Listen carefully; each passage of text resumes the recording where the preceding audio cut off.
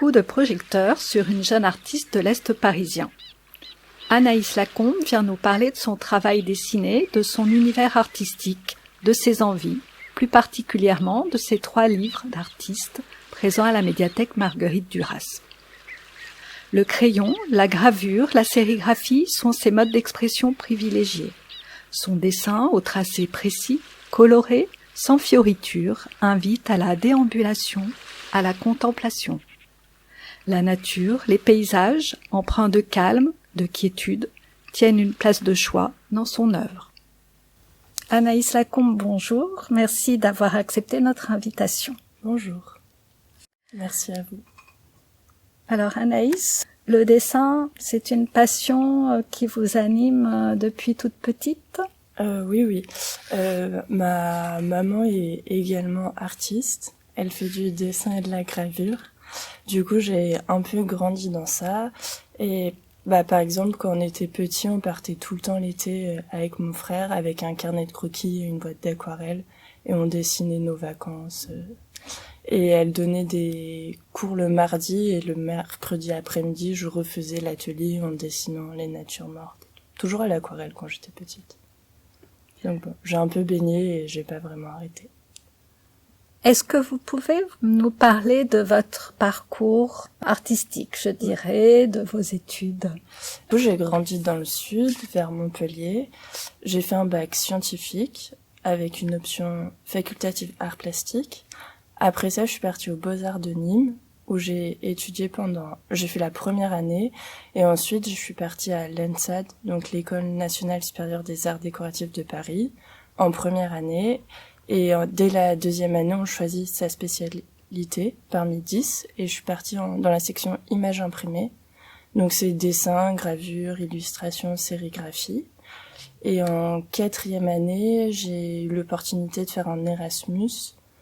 C'était un semestre à la base, et j'avais choisi Hambourg comme ville, parce qu'il y avait un port, et parce qu'il y avait des enseignants qui m'intéressaient, notamment Anke Feuchtenberger, et il y avait de la lithographie, de la typographie au plomb, des techniques qu'on n'avait pas dans mon école. Et ça m'a tellement plu que je suis restée 1 an là-bas. Et du coup, j'ai refait une 4e année en France quand je suis rentrée pour écrire mon mémoire. Et la 5e année, où on fait ce qu'on appelle un grand projet. Donc le livre Doctis que vous avez, il est issu de ce grand projet. Et après, je me suis lancée. Vous avez terminé vos études il y a quelques années en 2018. En fait. D'accord. Ouais. Comment parleriez-vous de votre travail, de votre démarche artistique, dans le sens où vous utilisez plusieurs techniques artistiques, telles que, je l'ai dit en introduction, la gravure, la sérigraphie, puis d'autres sans doute techniques. Qu'est-ce qui vous anime dans ce travail ? Avant de rentrer à l'ENSAD, par ma maman, j'avais déjà fait un peu de gravure. Je connaissais pas du tout la sérigraphie à l'époque, et en fait le choix de la technique vient un peu en fonction du sujet. Il y a un moment, je voulais refaire de la linogravure, et j'avais aucun projet, j'avais des idées d'images et tout, mais je trouvais que ça s'adaptait pas du tout à la technique.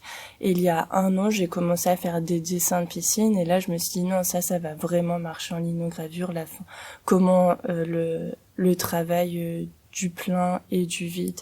Et du coup, c'est un peu la technique, elle vient sur le sujet. Je vais pas choisir la technique d'abord, ou sinon je vais adapter le dessin à la technique. Est-ce que vous pouvez rapidement nous expliquer la différence entre la gravure, on va dire la linogravure, et la sérigraphie ? Alors la gravure, il y a 2 familles. Il y a la taille d'épargne et la taille douce. Donc la linogravure, ça fait partie de la taille d'épargne. C'est comme la gravure sur bois, et on creuse une plaque de linoléum ou de bois avec ce qu'on appelle une gouge, et on va enlever la matière. Et comme on encre avec un rouleau, l'encre va rester sur la surface, et tout ce qu'on aura creusé va être blanc et va être épargné par la couleur. La taille douce, là, c'est sur des plaques de métal, donc du cuivre ou du zinc, et on dessine directement sur la plaque ou dans un vernis et on fait mordre dans de l'acide, où là, l'acide creuse. L'outil pour dessiner, ça s'appelle une pointe sèche et ça ressemble à un clou très très fin.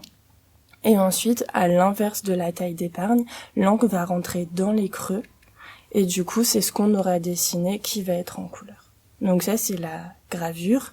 Bon, après, en taille douce, il y a plein d'autres techniques qu'on peut rajouter, l'aquatinte, la gravure au sucre, etc. Et la sérigraphie, c'est plus comme du pochoir.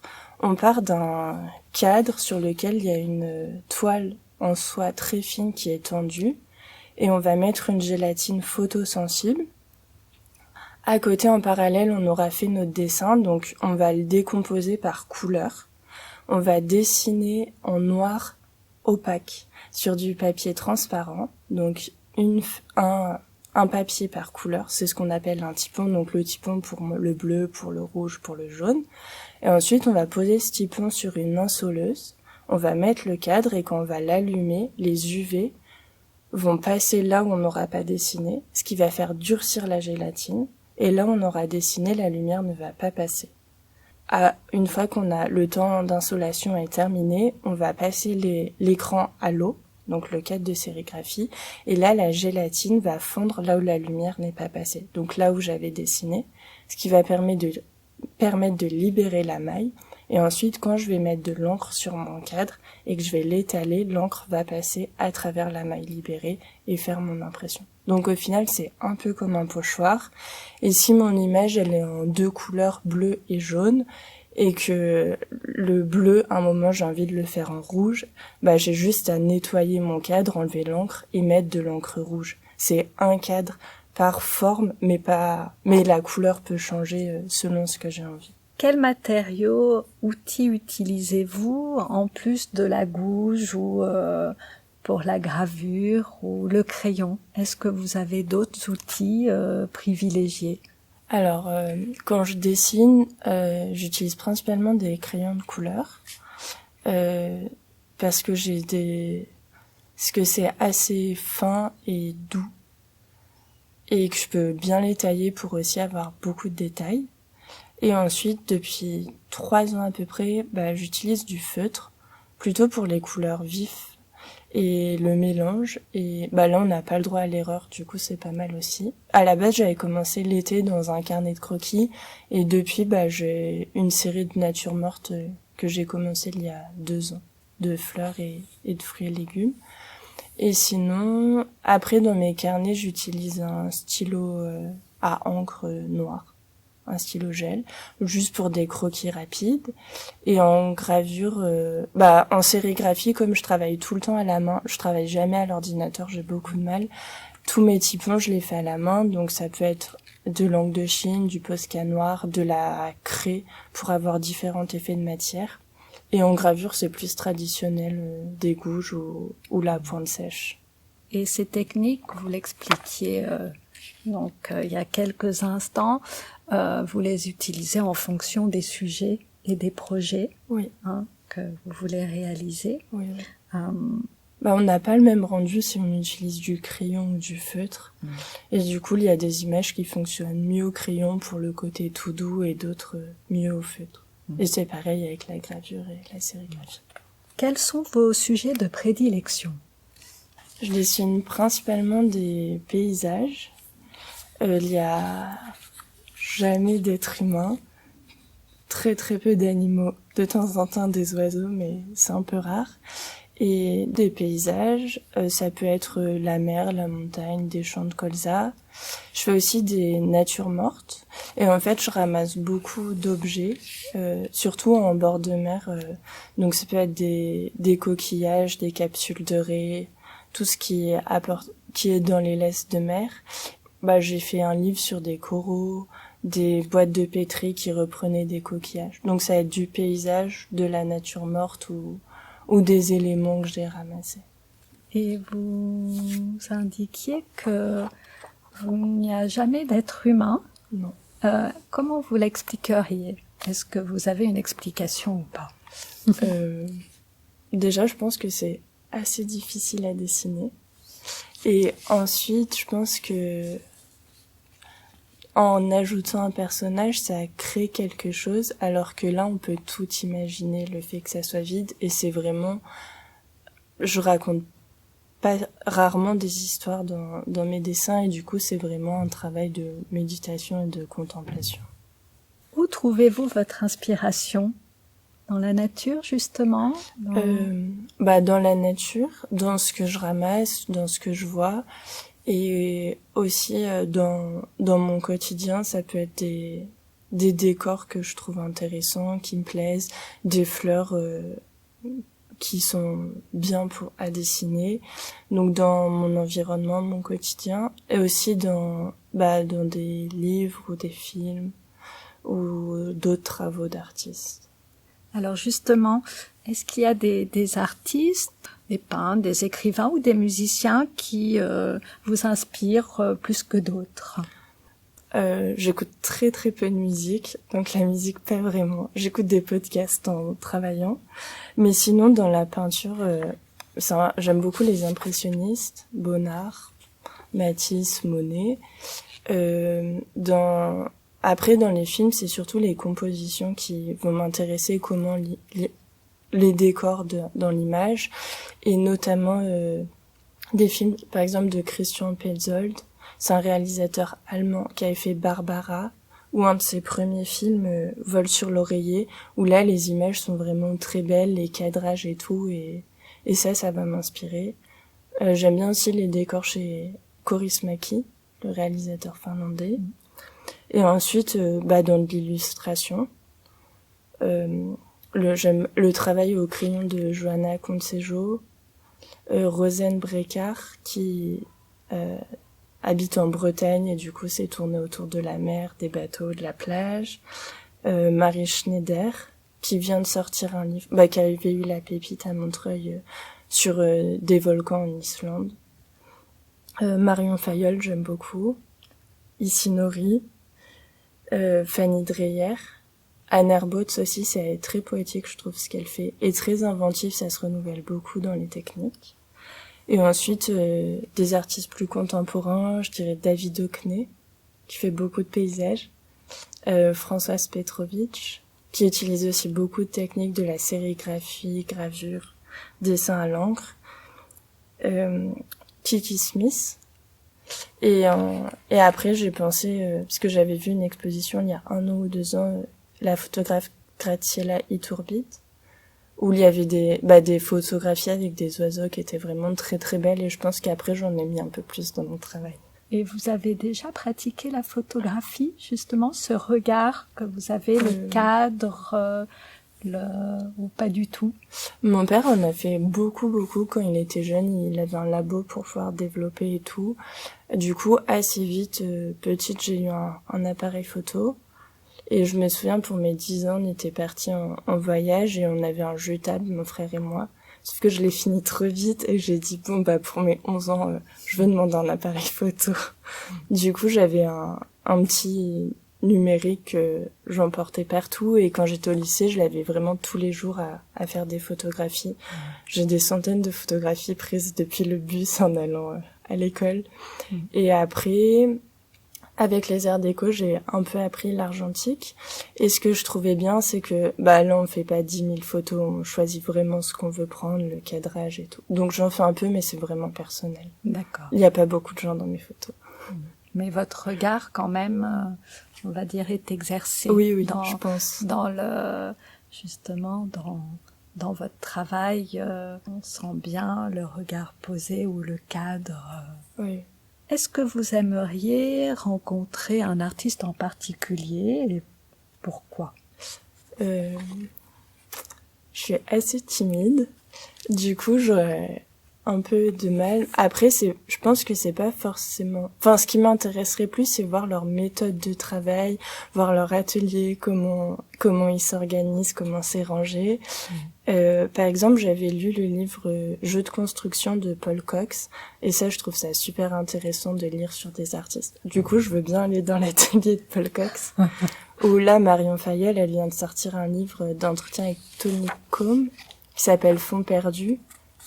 chez Magnani, et ça pareil c'est super de pouvoir lire et de voir aussi il y a des images sur comment elle crée ses livres, des boîtes où elle a des objets qu'elle se resserre avec des petits personnages et tout. Donc voir vraiment comment les gens travaillent. Et après, il y a 2 ans, j'étais allée au Festival de l'illustration qu'on lui a à Saran. Donc c'est un festival qui a lieu tous les ans au mois de juillet dans le Gers. Et il y a une dizaine d'illustrateurs invités qui donnent des masterclass. Donc c'est principalement de l'illustration jeunesse, je crois. Après, il y a aussi un sérigraphe, un peu de gravure.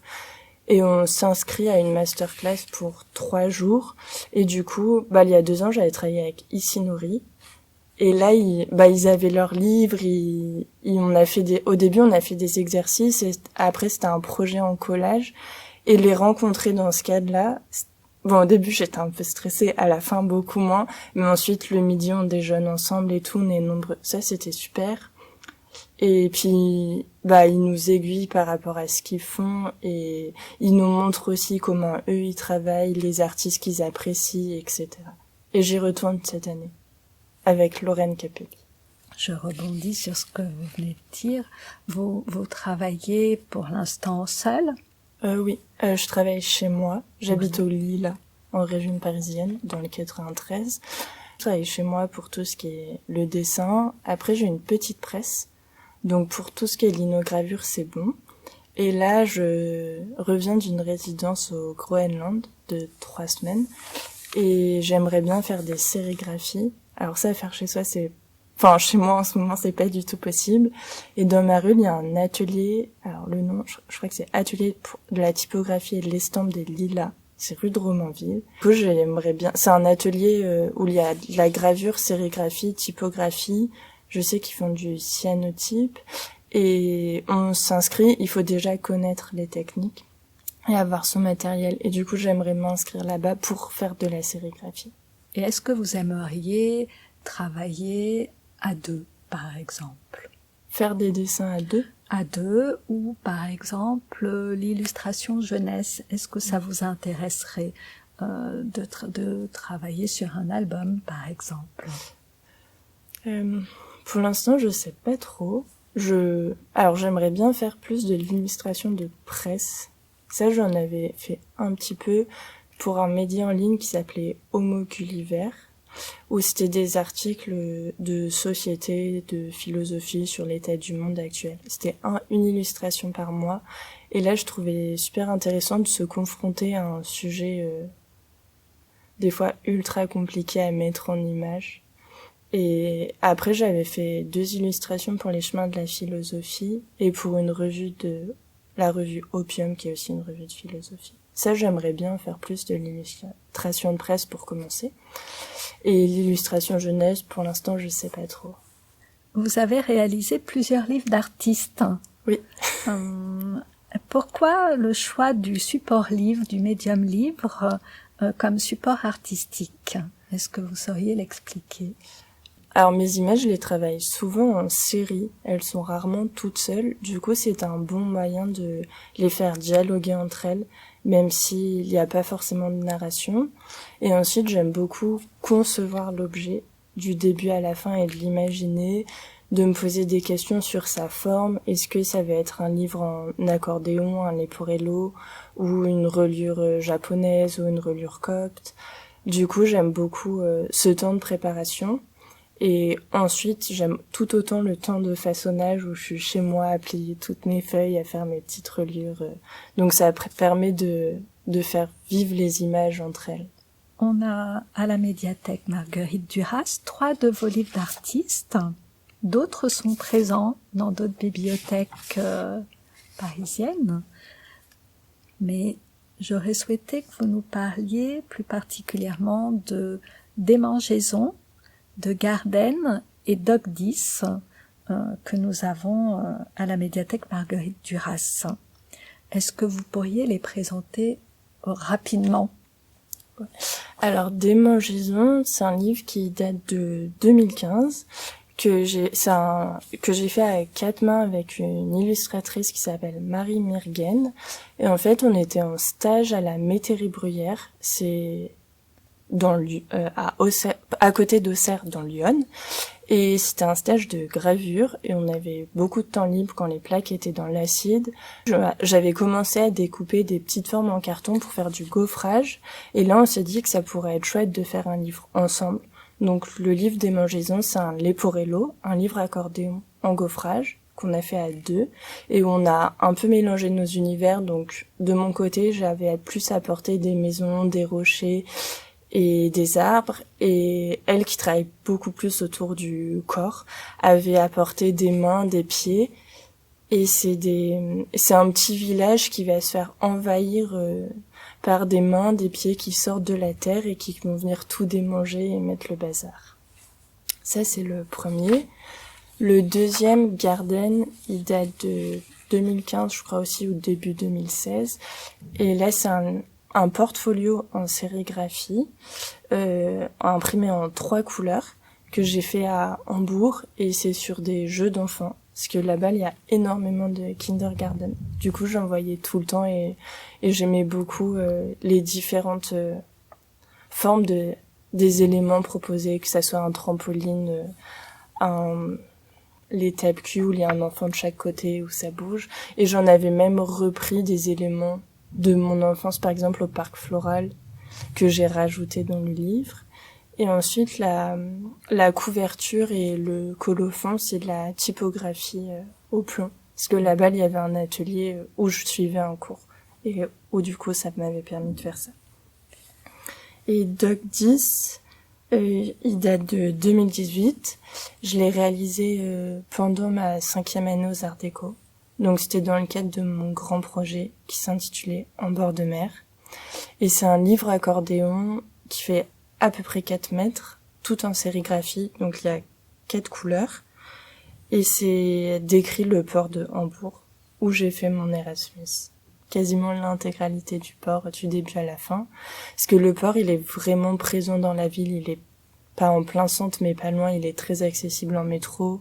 Il y a des bateaux, bus pour se balader et tout. On va se diriger, Anaïs, vers la table sur laquelle se trouvent différents de vos travaux, si vous voulez bien, pour essayer d'expliquer les différentes étapes de réalisation de votre livre Doc 10. Alors, quand l'idée m'est venue, j'ai repris mes carnets de croquis que j'avais fait sur place. Là-bas, j'avais fait de l'encre de Chine suite au cours d'Anke Feuchtenberger. J'ai ressorti ça. J'avais aussi un carnet plus petit avec des dessins à l'encre noire. Et donc j'ai un peu tout réassemblé, mes images. J'avais énormément de photos du port qui m'ont permis de constituer les éléments qui me manquaient. Ensuite, j'ai défini le format du livre. À la base, je voulais faire un livre plus petit, et c'était en parlant avec mes enseignants et les techniciens de l'atelier de sérigraphie qui m'ont dit qu'il fallait que ça ait de l'ampleur et de la grandeur vu ce qui était représenté. Du coup, je sais pas combien il fait, mais c'est un bon carré quand même. Et donc j'ai repris tout ça pour avoir le fil conducteur, tous les éléments. Et ensuite j'ai fait une première étape tout à l'encre de Chine en petit, en échelle réduite. Et ensuite, donc c'est un livre en 4 couleurs. Du coup, tout ce qui est les éléments portuaires, les bateaux, les grues, c'est un dessin à l'encre de Chine. Pour la partie haut, en bas, c'est de la gouache. Et ensuite, il y a 2 touches de couleurs un peu parsemées dans le livre. Il y a du jaune et du bleu. Et là, c'est un travail à la craie pour avoir des effets de matière.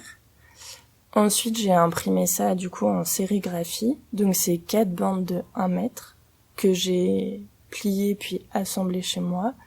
Et pour la couverture, donc c'est 2 couleurs aussi de la sérigraphie, et c'est contre-collé sur du carton gris pour avoir du maintenu. Et la typographie, j'ai pas vérifié, je pense que c'est de la Barlow que j'avais utilisée. Et le fond, c'est comme l'eau, c'est de la gouache. Vous nous avez parlé de votre résidence artistique dans le pôle Nord, très rapidement, au Groenland. Est-ce qu'on pourrait revenir sur cette résidence? Est-ce que vous pouvez nous parler de ce voyage qui reste quand même extraordinaire? Du coup, je suis partie fin mars jusqu'à mi-avril. Je crois que je suis partie 21 jours au total. Donc c'est une résidence qui s'appelle Artistes en Arctique. C'était la 5e édition et ça se passe à bord d'un ancien remorqueur, le Manguier, qui est pris dans les glaces, donc dans la banquise, totalement immobile. Et là, c'était sur l'île d'Asiat, qui est au nord-ouest du Groenland. Et c'est une toute petite île où il y a un aéroport, un village et rien d'autre. Donc on était à 45 minutes à pied du village et on était 4 artistes. Donc j'étais avec Lucie Borto qui est musicienne, Lise Vurpillo qui fait de la peinture et Nicolas Dimeo qui est écrivain. Il y avait le capitaine, Philippe Archer, et la seconde, Gwendoline. Et du coup, on a été les 6 pendant quasiment 3 semaines sur ce bateau. Et moi, ce qui m'intéressait là-bas, c'était vraiment les paysages, le blanc, parce qu'il y a beaucoup de blanc quand même dans mon travail. Rien n'est totalement rempli. Et du coup, j'ai principalement dessiné dehors. Donc quand je suis arrivée, il faisait -15. À la fin, il faisait plutôt -5, c'était plus confortable. Et en fait, ce que j'avais fait avant de partir, c'est que j'avais contacté des artistes qui étaient déjà partis les années précédentes. Du coup, j'avais eu des conseils comme acheter un coussin gonflable pour s'asseoir dans la neige et être isolé du froid. Donc, à part les mains, où j'avais des gants en polaire, j'ai pas du tout eu froid. Et là-bas, j'ai repris l'angle de Chine en dessinant à la plume parce que le paysage est tout blanc, mais il y a quand même de la roche qui apparaît par des découvrements de neige, et du coup ça m'intéressait le travail graphique de ces éléments. Et ensuite j'ai aussi fait des dessins au crayon à papier. J'ai pas vraiment utilisé de couleurs sur place. Mais c'était assez unique comme expérience, je pense. C'est tout blanc, il y a un bruit. On a vu pas mal de corbeaux arctiques. Et le corbeau passe au-dessus et on va entendre le battement de ses ailes tellement c'est un silence total. Du coup, c'était assez fou. Et c'est très beau. Bien, ces croquis, ces travaux que vous avez réalisés sur carnet, j'imagine, oui. Vous souhaitez du coup aller plus loin ? Alors depuis que donc à la base, l'idée c'était ensuite de faire des sérigraphies, format paysage, assez grande, enfin j'entends du 40-60 je pense à peu près. Du coup ça j'attends des réponses de subventions avant de me lancer. Et donc j'aimerais bien en faire, je pense, une dizaine avec... Le nombre de couleurs variera selon les images et le besoin. Et ensuite, depuis que je suis rentrée, je fais des dessins au crayon de couleur, format 18-24, et où je reprends mes carnets de croquis, je reprends des photos, et c'est aussi un moment où je peux faire des tests par rapport à ce que je vais faire en sérigraphie. Par exemple, c'est très compliqué de la neige, parce que c'est blanc, mais en réalité, c'est pas du tout blanc. Du coup, là, j'ai fait un dessin où c'est bleu et je m'accentue vraiment sur le ciel pour avoir de la lumière et tout. Donc, je fais des tests comme ça au crayon de couleur avant. Et est-ce que vous avez des projets cet été, plus précis ? Début juillet, je participe à un salon d'artistes qui s'appelle Substrate, qui est à Lanester, c'est en Bretagne, dans le Morbihan, en face de Lorient. Du coup, c'est un salon de la petite édition du fanzine de l'image imprimée. Et ensuite, je travaille sur une série de linogravures en bleu outre-mer qui s'appelle Swim, donc pour en faire un portfolio. C'est les gravures que j'avais amenées lors de l'atelier qu'on a fait en mai. Et après, tout à l'heure, je parlais d'une série au feutre de nature morte. Et là, j'ai peut-être une proposition d'exposition collective l'année prochaine. Du coup, je vais continuer ça aussi. J'ai un peu du mal à faire une seule chose à la fois. Et je m'étale un peu sur plein de projets en même temps. Si l'on souhaite découvrir votre travail, On peut bien sûr venir regarder vos 3 livres d'artistes à la médiathèque. Donc, ils sont disponibles sur rendez-vous. Si on souhaite les acquérir, acquérir certains de vos travaux, comment peut-on procéder? Alors, pour tout ce qui est des livres d'artistes, je travaille avec Marie-Christine Guyonnet de la Librairie du Ciel. Donc, c'est une librairie sans lieu fixe où elle travaille avec un grand nombre d'artistes qui font des livres d'artistes, justement. Et elle vend à des particuliers, mais aussi elle a tout un réseau de contacts de bibliothécaires, de médiathèques, de centres culturels. Du coup, elle a tous mes livres d'artistes. Et ensuite, pour ce qui est des gravures ou de dessins, on peut me contacter directement. J'ai un site internet et une page Instagram. Bien, merci Anaïs. Merci Marie-Claire.